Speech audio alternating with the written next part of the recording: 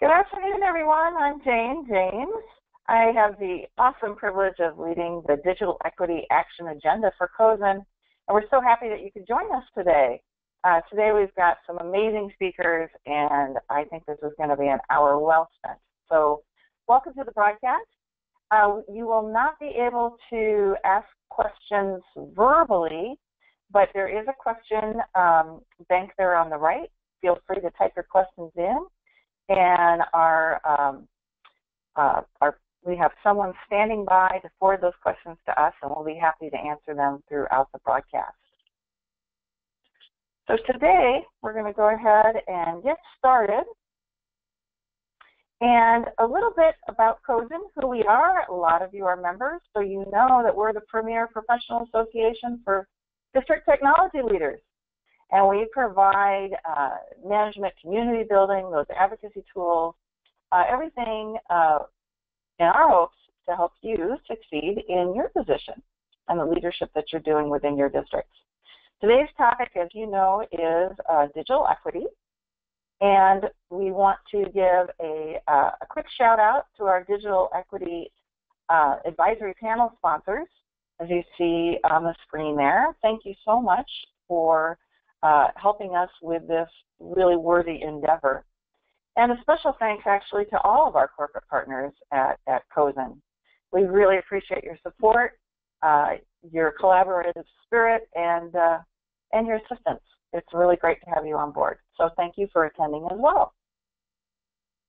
So without further ado, when we think about digital equity, we are really dealing with three components.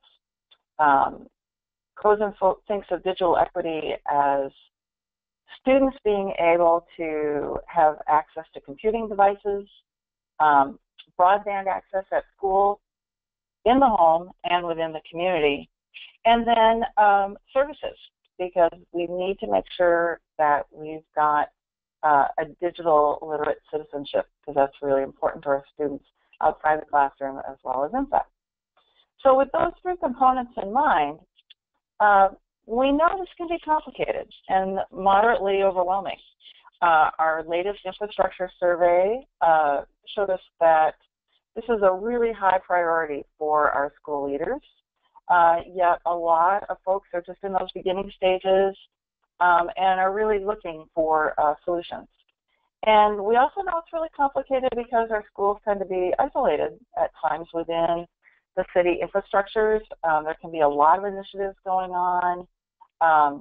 Efforts can often be duplicated or leveraged because everybody is working really hard, but a lot of times working hard in isolation. And so one of the things that at CoSN we feel is really important is how to really leverage that power of collaboration.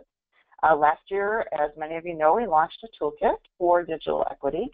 And this year, over the summer, we will be bringing that toolkit online in an interactive mode. So we'll be sharing more strategies, have an online leadership showcase, and download materials for our members to use. And so we're really excited about that. You can get to that through CoSN.org and head to the Digital Equity Initiative. But today, we've got the advantage of bringing that leadership showcase actually to you through two key speakers. Really proud to have with us Will Ward III, who is from E2D Enterprise Development, is his role, and Beth Duncan, and her role is as a video journalist instructor at Rancho Minerva Middle School. And they're going to share their stories. Because as we know, there's a great deal of power in student leadership. And both of these organizations, even though they are not worlds apart, but definitely a country apart, Beth on the West Coast and Will on the East Coast, they know the power of student voice. And it's going to be really great to be able to hear their stories. So without further ado, I am going to turn it over to Will to tell us about how they are working on what we believe to be the civil rights issue in education today, making sure students have access anywhere and anytime. So, Will, take it away. Excellent. Well, good afternoon, and thank you for giving us the opportunity to share our story. Before I dive into my spiel, I just want to take a second to thank all of the educators that are on the line today.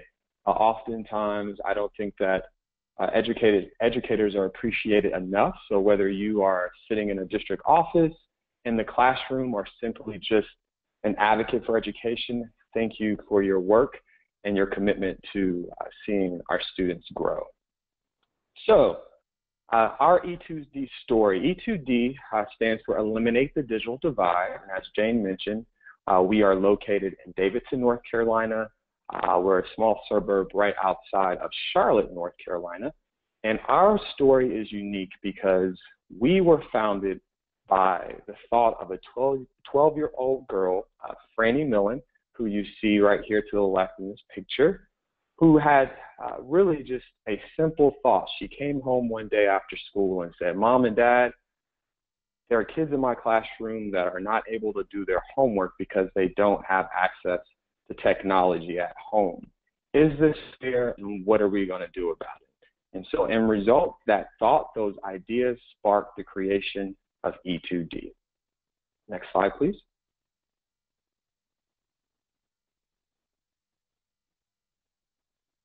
So our mission is simple. We want to ensure that every student in Charlotte-Mecklenburg schools has affordable access to essential at-home technology and digital literacy training to support academic success and prepare students for college, careers, and beyond. Next slide, please. So our 4 areas of focus consist of providing refurbished computer laptops, home-based broadband connectivity, digital literacy training, and college and career readiness, or some might make reference to that being workforce development, depending on who we speak to. Next slide, please. So E2D would not exist and could not have the impact that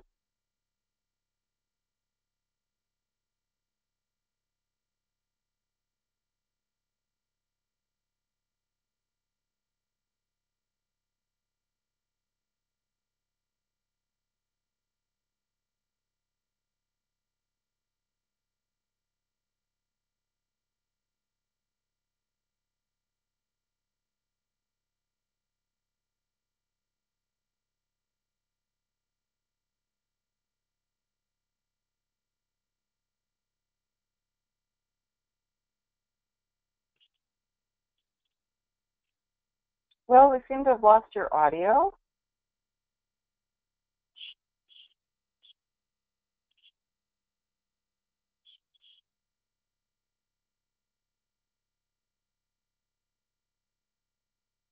Well, if you can hear us, we can't hear you. We were hearing about your community partnerships, and perhaps you hit the mute button or need to reconnect.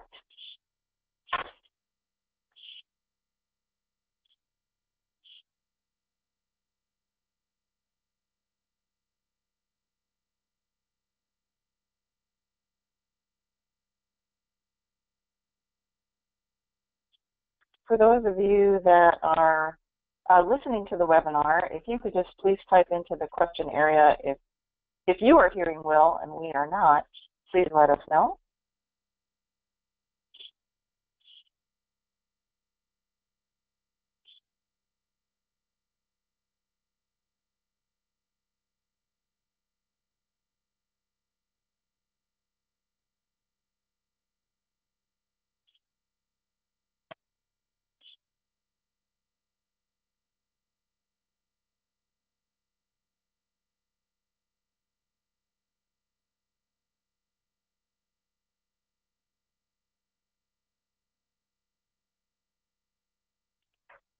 Will, are you back with us? Hello? Hey, he's back. I'm so sorry about that. I just knew that was going to happen at some point. Anyhow, I'm going to jump right back into this conversation. My apologies for the technical difficulties on a Wednesday. So, as I was sharing, no worries. our key community partners CMS, the local school district here, has by far been our strongest advocate. We have received support from the superintendent, the CIO of the school district, as far as low as the principal and also individual teachers. And so really for us to be able to do what we do, it is imperative to have buy-in from the district as a whole. We also understand that trust is very important in the sense of connecting and reaching the students and families that we seek to reach. And so we partner with national organizations like Communities in Schools, the Public Library, Housing Authority organizations, and of course the local police department here in supporting their youth programs. Next slide, please. And of course, we have key corporate partners as well that help the machine run. Lowe's is actually, the corporation of Lowe's is located right 15 minutes down the street from us. And so it always helps to have buy-in from an organization such as Lowe's that has been so gracious to donate over 1,000 laptops since our existence. And so I'll dive more into that partnership further into the conversation. But Google Fiber and Sprint, Wells, all have truly contributed to what we're doing in our community. Next slide, please. So back to our areas of focus. As you can see here on the left, there's a picture of a gentleman, and his name is Al Sutton. And Al Sutton is a volunteer that essentially is responsible for refurbishing the laptops that we provide. Al is a retired Duke Energy IT professional, and instead of playing golf throughout the week, Al comes in and he helps us to refurbish these devices. And so we are so incredibly thankful to Al, and he will not receive any financial gifts from us. He only asks that we treat him to dinner at least once a month, and so I think we're able to manage that. Nonetheless, we do receive our laptops from local corporations and businesses. We have found that many organizations are willing to donate their devices because oftentimes many companies take their devices after a 3 to 5 year life cycle and they pile them up in a back room and they collect dust. And so what better responsible way than to donate laptops to your local school district and or a nonprofit that supports your school district. Of course, we again refurbish and install and update all of our laptops with new operating systems in addition to Microsoft Office programs. And again, we seek to get those laptops into the hands of the students and families that have the most need. Next slide. As for our home-based broadband component of E2D, we partner with broadband advocates such as Everyone On.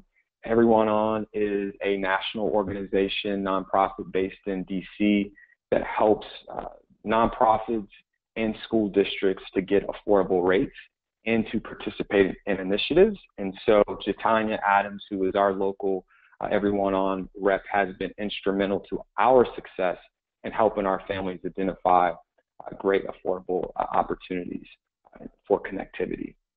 In terms of leveraging our laptops to help schools win internet provider grants has been essential. So one thing that we have found in this digital inclusion fight is that anytime a school is able to prove to the ISPs or internet service providers that they can support any initiative that they seek to provide, it makes that school that much more attractive. And so for an example, West Charlotte High School, which is a high school based obviously in Charlotte, North Carolina, that has roughly over 80% students on free and reduced lunch.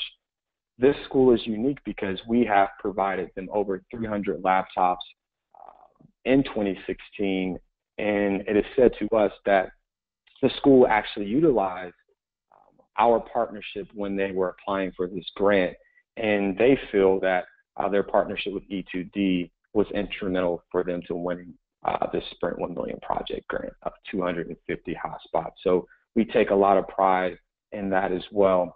In terms of other areas of partnerships, what came through our local NBA team, the Charlotte Hornets Foundation also chipped in to help us address the digital divide for our McKinney-Vento students, our homeless students in our community, which I will highlight the details of that partnership a little bit later in this conversation as well. Next slide, please. Digital literacy training, which is essential. So it's one thing to have a new device, it's another to have connectivity, but digital literacy is also an essential point to addressing digital inclusion. And so we help our students and families to just understand how to utilize their new tool.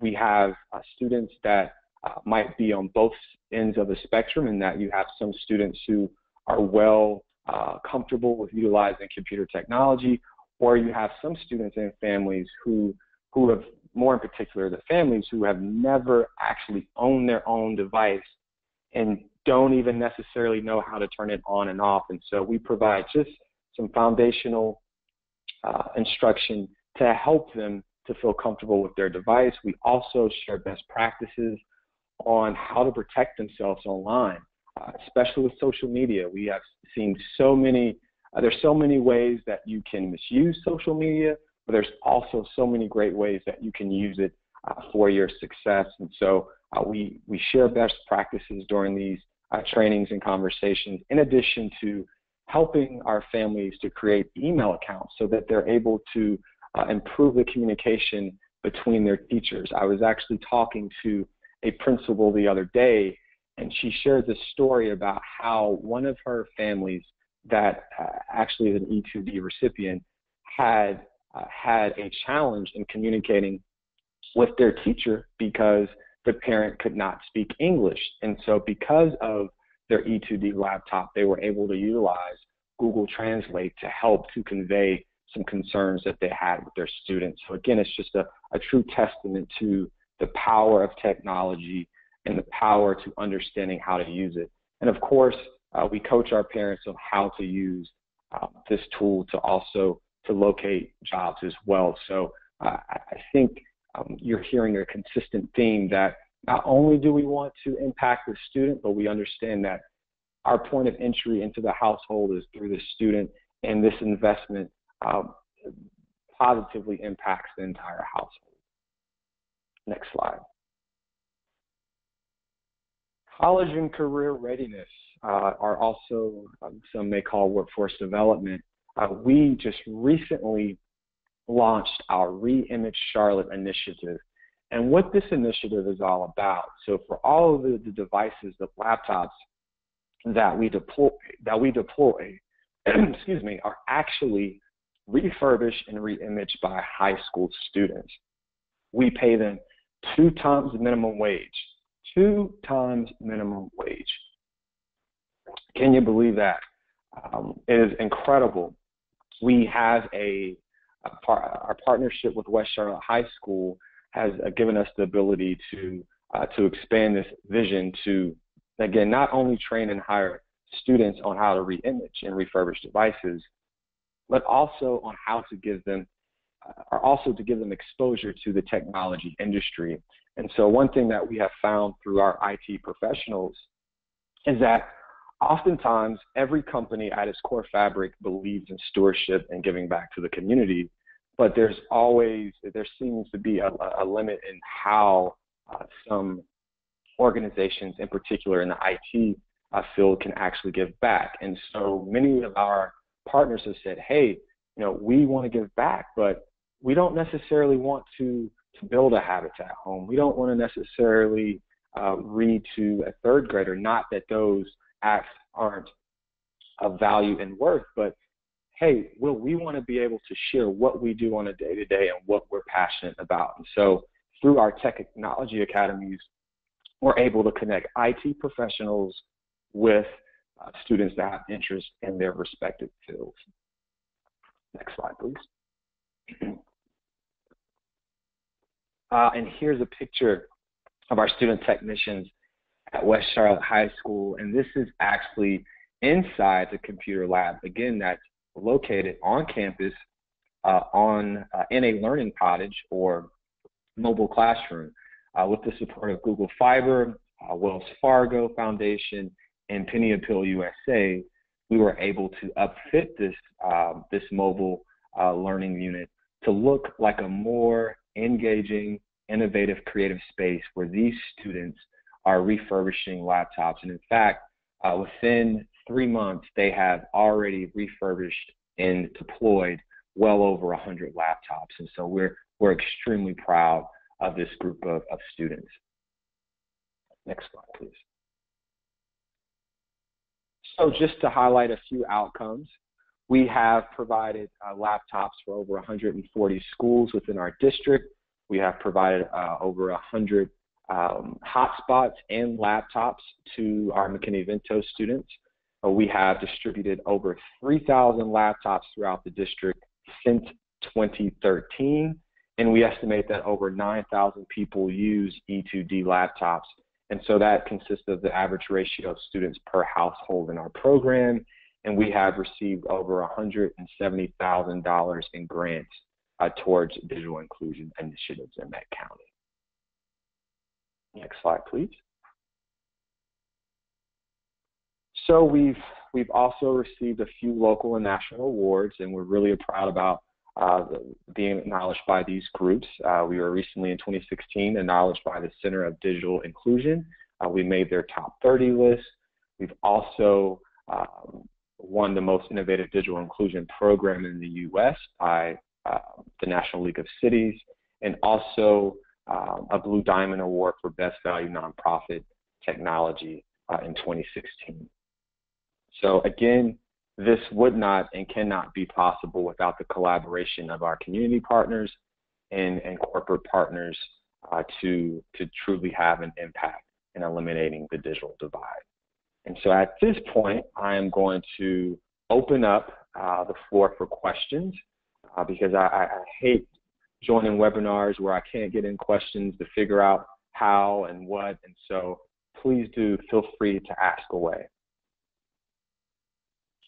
So if you want to just type those questions into the question block there, it's probably on the right of your interface.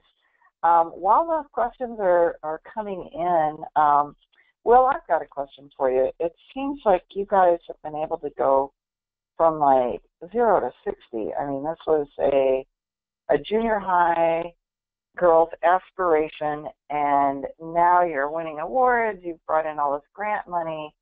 I mean, like, how are you able to bootstrap that so quickly? If somebody was wanting to get an organization like yours started in their community, urban or rural, you know, what tips would you have for them to kind of get moving that first year?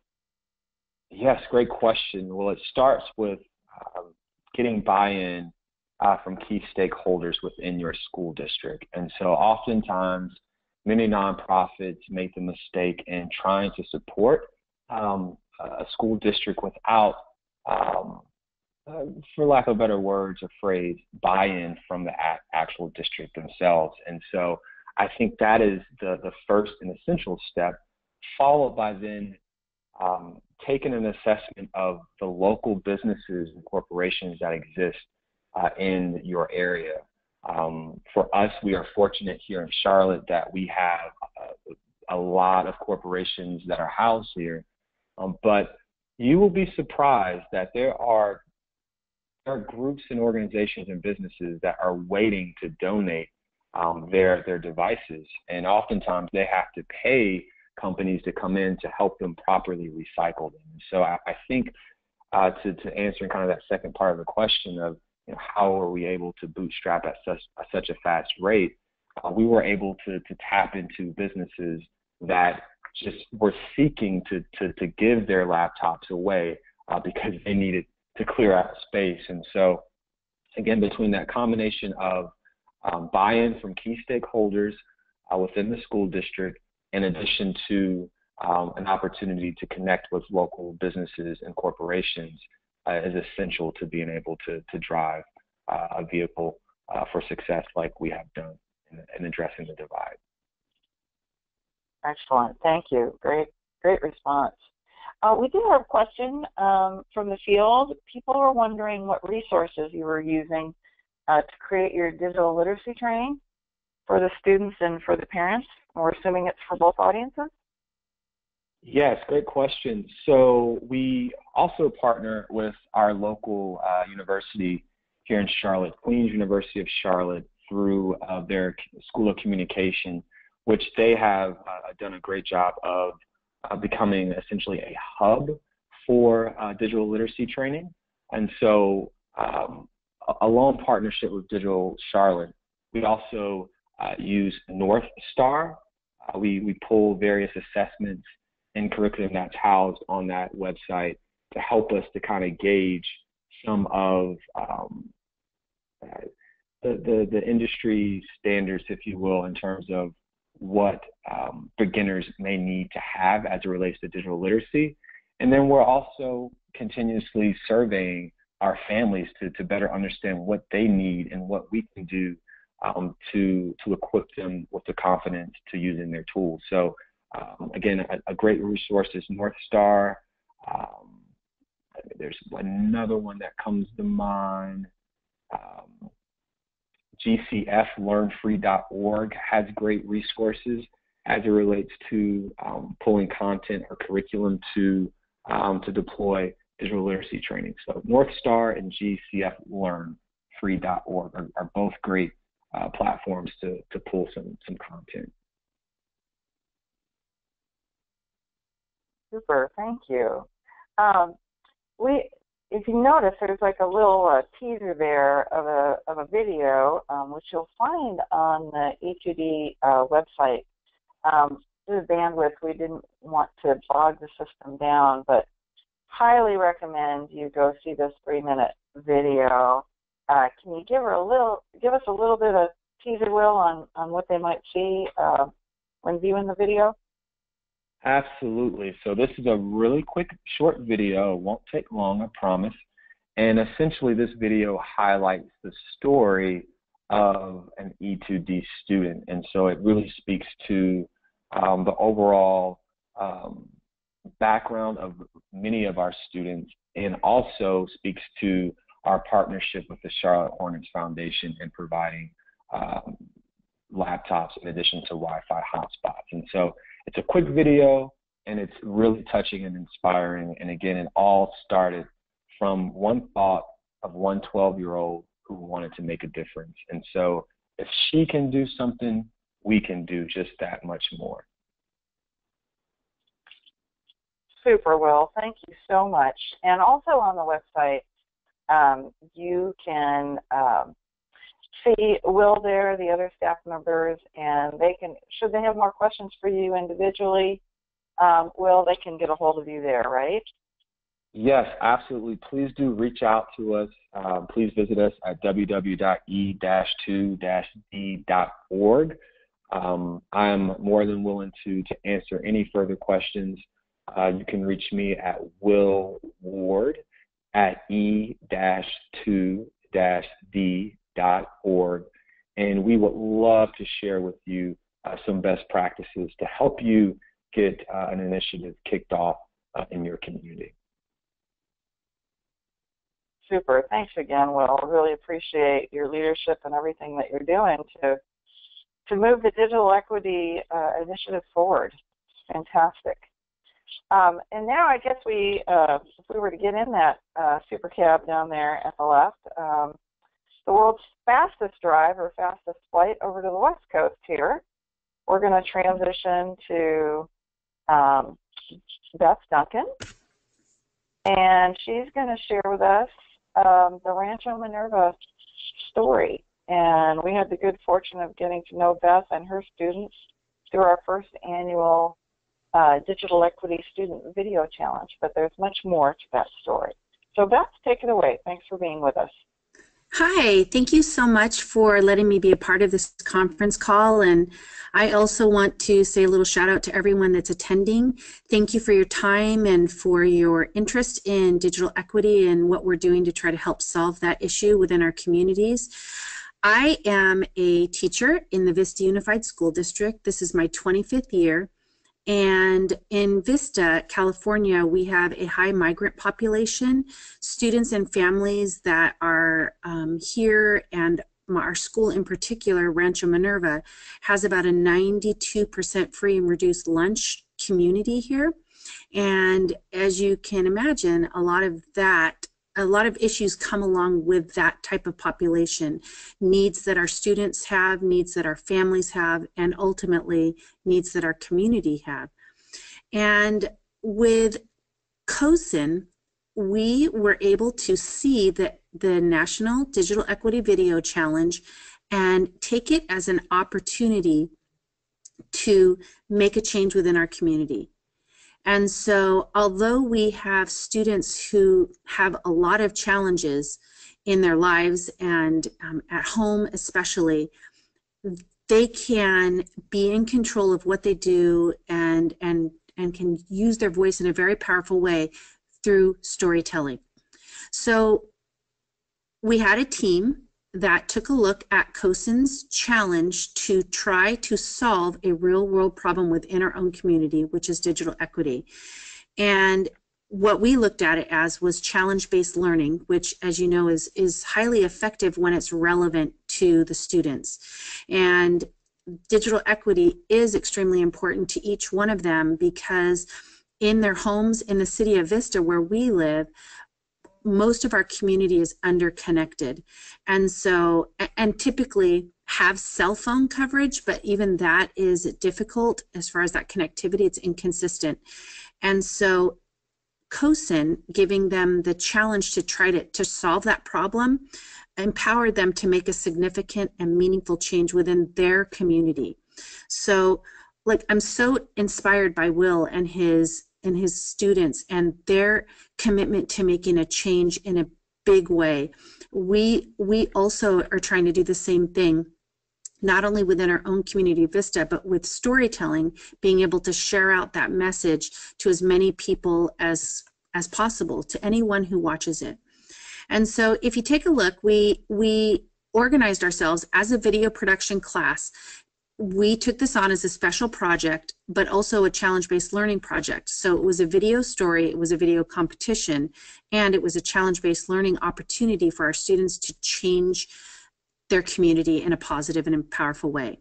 So if you take a look at, you can see on your screen that there is a chart paper where we took the topic and we took that topic and applied the problem, like what we see as a problem within our own community. And students realized that here in Vista, California, that most of our families have some form of connectivity, but many are underconnected and only have mobile-only access. It's very inconsistent. And most of our families are headed by Hispanic immigrants, which means they're even less connected. And so as you see, the students decided to take on this, and they broke it up into three different sections. How can they change their world? What can they do? How can they change their community, which is directly around them? What role can they play? And who can we ask for help? Like what community partners, what business partners can we reach out to get some help? And so let me tell you first that Rancho Minerva is part of an initiative that is headed up by Digital Promise and Verizon Wireless. 3 years ago, we wrote a grant to be a part of this initiative where Digital Promise and Verizon were committed to selecting a school and giving every student an iPad with a 4G plan, free of charge. And we needed that terribly for our students. And so after applying for the initiative, we were accepted into the program. And the result was that every student and every staff member has an iPad with 4G connectivity, which means they have 24/7 access to internet anytime, anywhere. So we were able to have these devices. That being said, we didn't always have that 4G connectivity because of problems with connections in their home. Once they left school, they had problems connecting even though they had it. And so the kids decided that they were going to make a difference in these 3 ways. So let me kind of talk a little bit about the one-to-one initiative. We wanted to make sure that every student had an iPad and connectivity at school. We wanted to make sure that every student had connectivity at home, and we also wanted them to be able to have the tool set to be able to be successful not only now but in the future. So how can we help our kids now and as they leave us when they go into high school and ultimately into college? And so as you see on the screen, one of the things they thought that they could do immediately without any help at all from anyone was to help their parents and their grandparents learn technology. You know, somewhat meaning like connecting that digital divide, where our students now have become the experts in using technology. It's how they communicate, it's how they learn, it's what they know, where their parents and their grandparents grew up not having access to this. And so these kids made a commitment to go home and teach their parents and grandparents key things like how to do Google search, what does Google Maps look like, how can you search job opportunities within our community, how do you keep a contact list, things like that. And so our kids went home and they thought if they can make a difference right in their own home, it will help the bridge that digital divide. Secondly, they decided that they were going to try to figure out where free community resources were available right now. So it wouldn't cost anything. They just needed the right information. And so as you see on the screen, that our students did a search on where there was free Wi-Fi available in Vista, California. They came up with that the library, most eateries, like coffee shops, would allow anybody that was there or in range to have free access to Wi-Fi. And when we did that search, there's actually a lot of different areas where you can get free access, and students themselves didn't even know that. And so they went and figured that out for their own city. But we also needed something, that there needed to be more than just what is free and what can be done immediately. We needed to solve a bigger problem, which was that most of our families in our community, not just our school, but all of our Vista schools, were underconnected. That's where Batch Geo came in.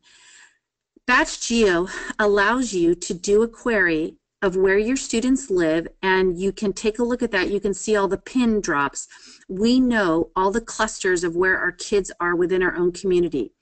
Our students came up with an idea that if we were able to get community partners, meaning the district, meaning business and community partners, to commit to putting in free Wi-Fi hotspots in those areas where our families lived, then our parents and our students would have 24/7 access for free. And so our principal, Ben Gaines, did the query of 6th, 7th, and 8th grade, looked at where these kids lived, where we could actually get like a community center, an area where we could put free Wi-Fi and allow our students to have access at any time. Our district was all for it. They really just needed a push and a challenge. The video that the kids produced for CoSN actually put a call to action to community leadership, to our superintendent, to our principals, to make this change, because it was going to not only impact them as students, but everyone around them. And so Ben Gaines, as you can see, he's here leading and talking to our staff about the importance of making sure our families are connected. He did the query for Batch Geo, found out where our kids lived, and the district purchased initially 100 Wi-Fi hotspots that were placed in areas, or are in the process of being placed in areas where our kids live. The kids challenged the district to not stop there. They wanted to do the Batch Geo queries for every school in our district, for the 22,000 students that we have in Vista Unified School District, and get free Wi-Fi access for all. At this point, that's happening.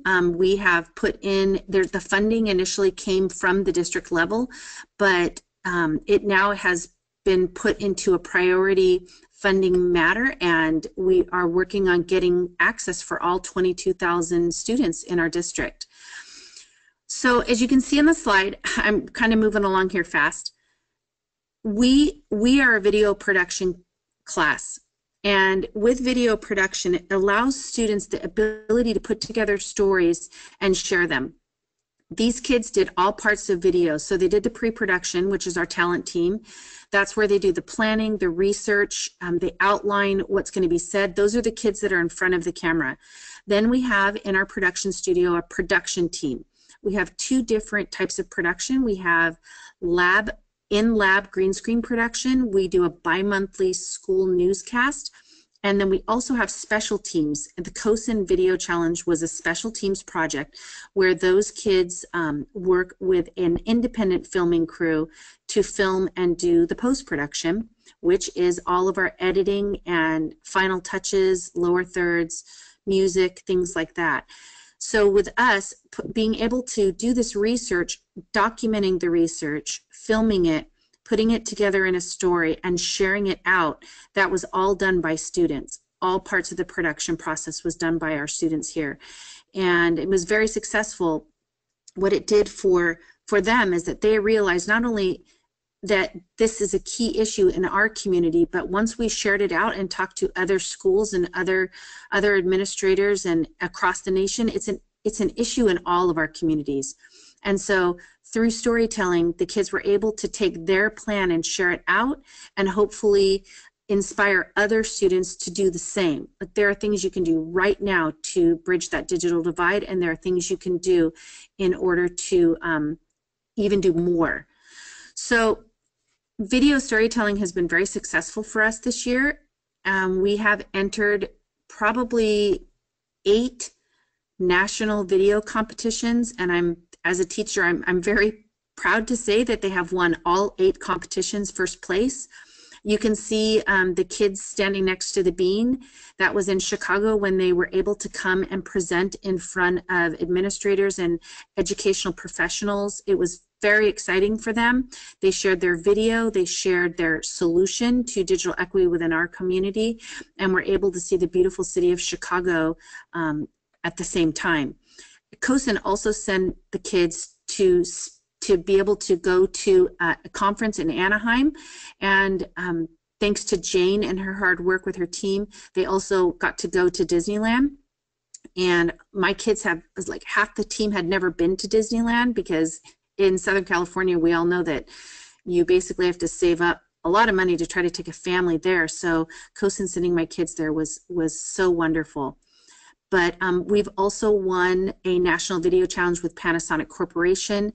The picture of the kids in Times Square a couple weeks ago, we just got back from New York City and found out that while we were in New York City, they also won the #1 video in the nation, and a smaller team of students from that Panasonic Challenge special teams will be going to Japan in August to Tokyo to represent the United States.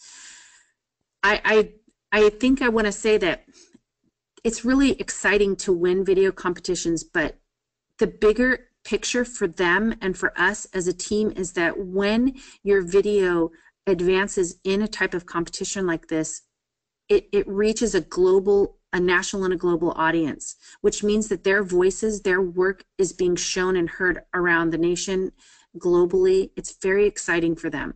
It kind of breaks down the walls and allows them to get their message out to anybody who can access that link. And so as we're very blessed and excited to have been as successful as we have. And these opportunities are life-changing for my students. Many of them have never even been out of Vista. And so to be able to go to Chicago on an airplane, to go to New York, we just got back from San Francisco, all of this is life-changing.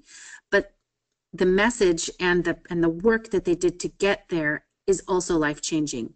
So one of the things that I wanted to do in closing is let you know that for us here in Vista, California, we want to challenge each one of you to potentially start a video production class and allow your students to take on those challenge-based learning projects so that they can make a significant and a meaningful change within their communities.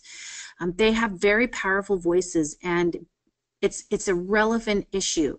And I want to let you know that we realized through this process that we can close that gap. And it was easier than we thought it was, but unless you take the initiative, unless you fight for it and research and speak about it, no one will ever know that it was important to you, and you might not ever move forward.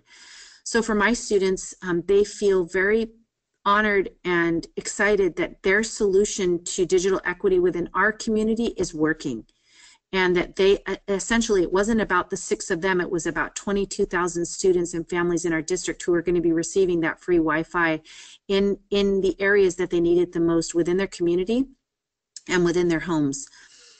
So I guess one last thing, not only are we doing the hotspots within our community, but our school and our district, because of the Digital Equity Challenge, is having hotspots available for checkout, just like a library book. And so our kids will be able to check out hotspots at the end of the school year. Those kids that are taking home their devices, they can check that hotspot out, take it home for the whole summer and use it.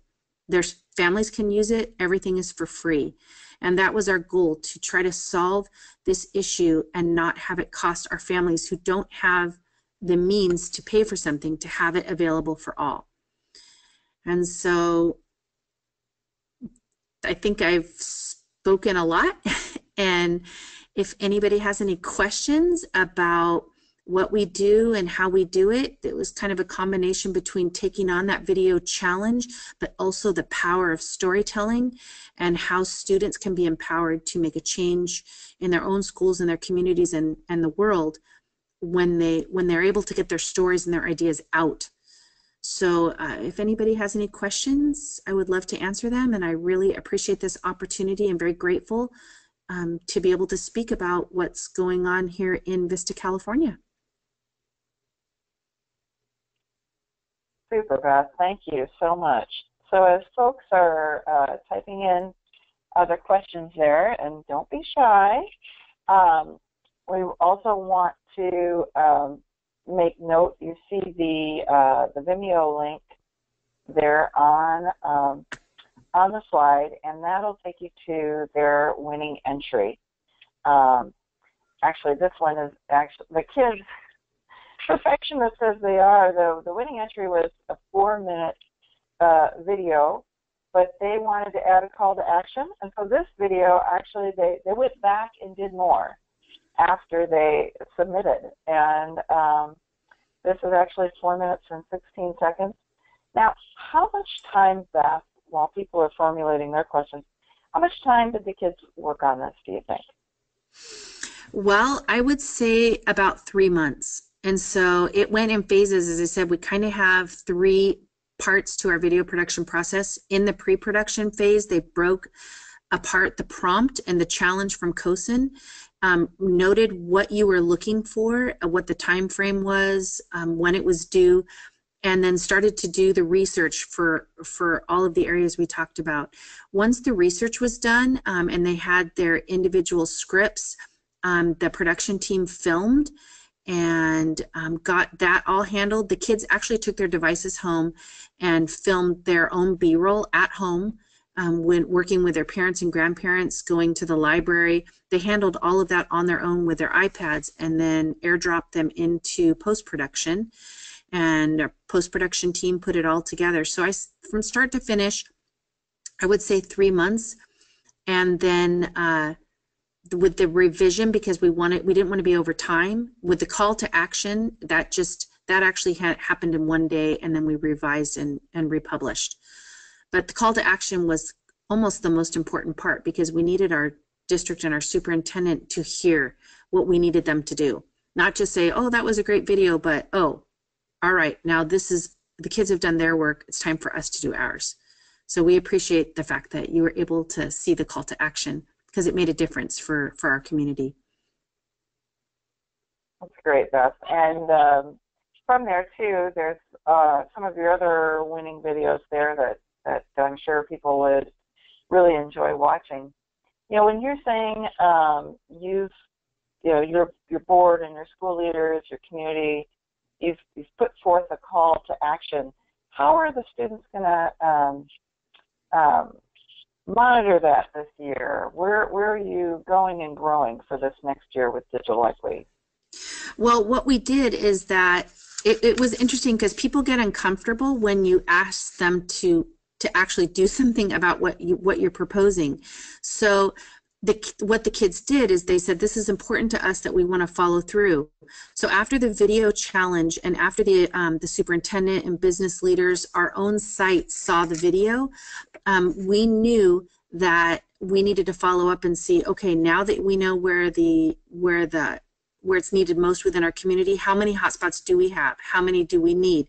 How many do we need to get it out to all 22,000 students? Who's going to pay for that?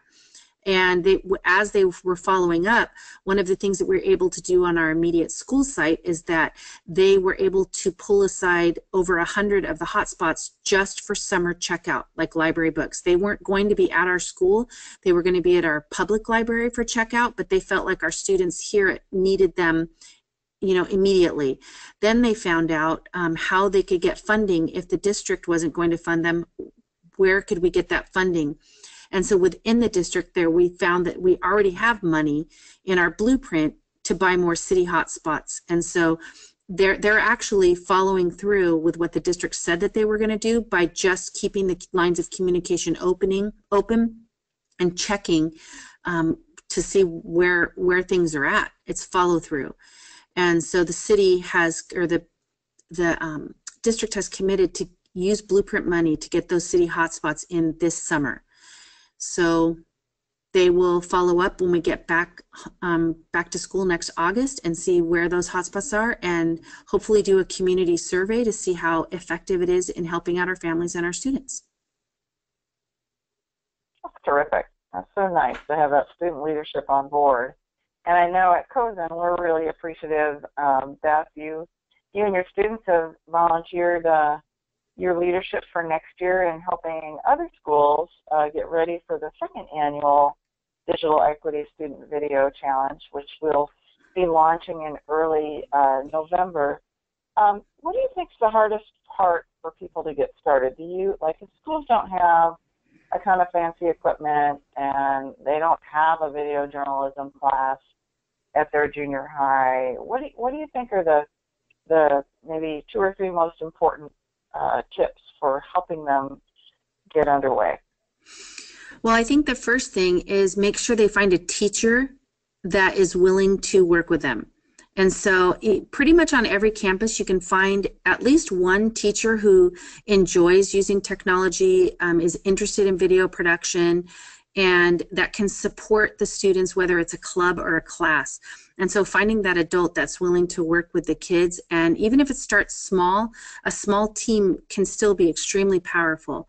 Second, I think that the principal needs to buy into what this can offer our students. So we're a middle school, so I have 7th and 8th graders in my class, but video production is a pathway class into high school and college where students can receive, critical skills that they can use, later in life. This could be a career. And so connecting it into how it can not only help them be successful now, but in high school and in college is important.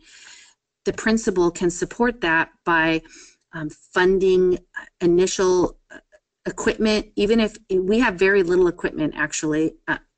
If you compare it to other video production classrooms, we have 2 desktops, we have 5 laptops, and we have 2 cameras. And that's how they do all their work as far as their professional filming, but they also do work with their iPads. And so making sure that the principal or the administration sees the value in the storytelling. We told our principal when we asked for equipment that evidence is currency. And what that means is that when the students produce stories of learning or a video challenge, that video can be seen anywhere, and anyone in our school or our district can use these videos to show evidence of learning within our school. And so it's a valuable tool not only for my students but for staff members that want to have our kids come in and film for them and show what a lab looks like, a cow eye dissection lab. These kids come in and film, and then that teacher has evidence of that lab and that learning and what it looks like. So it's very valuable for everybody. And I guess ultimately, my last bit of advice is that never underestimate people's willingness to give. And so if you have the passion to start a video production class, but you don't have any of the tools, start looking for it. Start asking for people for donations. Start looking for discounts. ask people if they want to be part, and that means donations, from little donations to big donations. Don't ever be afraid to ask people to help you fund or equip your classroom with equipment, because we have found that the kids have been really fortunate in having people say, we just needed a place to help, and you're asking for so little, we would like to help you. And that's the way we have received some of our equipment and our opportunities, just by seeking them out and finding people who want to help. That's great. Thank you so much. Really, really great advice, and very, very inspirational. If you really take an extra 7 or 8 minutes after the webinar and check out both of those videos, I think you'll be, just really pleasantly surprised at how professional and how compelling the stories of both E2D and Rancho Minerva are. And hopefully it will inspire you to take another step on your journey towards moving the digital equity initiative forward. If you have other questions, certainly you've got the website to both of those areas. Feel free to reach out to Will and Beth. Like I said, my name's James. I am have the pleasure of leading this Digital Equity Action Agenda, and I would be more than happy to help with any extra questions that you may have. My email is below, jjames@cosen.org, and you can get to the Digital Toolkit on our CoSN website, and more to come, because things are going to get a whole lot more interactive and a lot more fun before the end of 2017. So we hope you join us in this very worthwhile endeavor. And again, we can't hear the applause, but muted applause for our presenters, Will and Beth. Thank you so much for your leadership. Thank you for all you do. And thanks to the rest of you for tuning in. We look forward to seeing you soon on another CoSN webinar in the very near future. Bye for now, and have a great day.